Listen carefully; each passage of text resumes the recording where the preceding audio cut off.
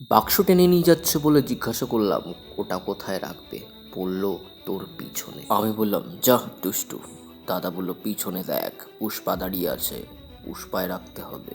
সব কিছু ঠিক আছে কিনা দেখতে লাগলাম। এদিকে দেখি দাদা আমাদেরকে লাইক দিচ্ছে। আমি বললাম ওটা ফেসবুক বা ইউটিউবে দিলেই হবে।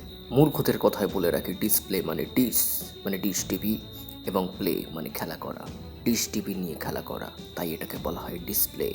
মিরর সেলফি নিচ্ছি দেখে দাদা আমাকে বলল তোর কি বাড়ি নেই আয়না, এখন করিস না কোনো বায়না। বাংলায় আছে দাড়ি, তার সঙ্গে কমা। ভিডিওটা অনেক দেরি করে এলো, করবেন সবাই ক্ষমা। যে কাজের জন্য যাচ্ছি তাই নিয়ে একটু আলোচনা এবং গল্প হচ্ছে। দাঁত বের করছি দেখে দাদা বলল প্রজাপতি পাখা মিলিও না, তুমি আর দাঁত কেলিও না।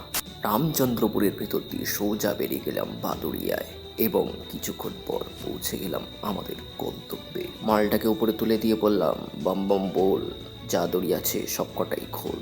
বাক্স নামিয়ে এবং তার থেকে প্যানেল বের করে সোজা চলে গেলাম স্টেজের উপরে। বাক্স এখানে আনলাম না, কারণ বলল দাদা এখানে হচ্ছে বৃষ্টি খুব, হচ্ছে অনেক কাদা। প্যানেলগুলো শুইয়ে রাখাতে পড়েছে ওরা ঘুম।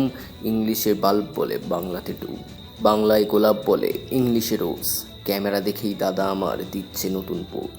নিধিরাম সর্দারও নেই কোনো হাল, এই বেঞ্চের উপরেই আমাদের লাগাতে হবে মাল। প্যানেলগুলো ঠিকঠাক জায়গা আছে কিনা সেগুলো চেক করতে লাগলাম এবং দাদা আমাদের বাকি প্যানেলগুলো লাগাতে লাগলো। আমরা ল্যান্ড এবং পাওয়ারগুলো লাগিয়ে আমাদের মাল সেট দিয়ে করে ফেললাম স্ক্রিন অন।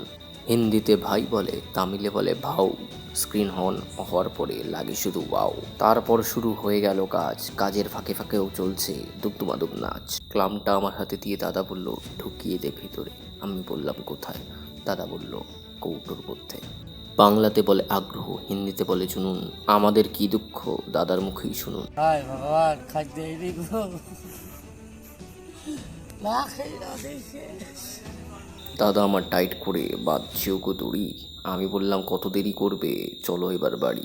আমরাও যাই বাড়ি, কোনো কিছু ভুল ভ্রান্তি হলে মন থেকে সরি। তো দেখা হচ্ছে পরের ভিডিওতে।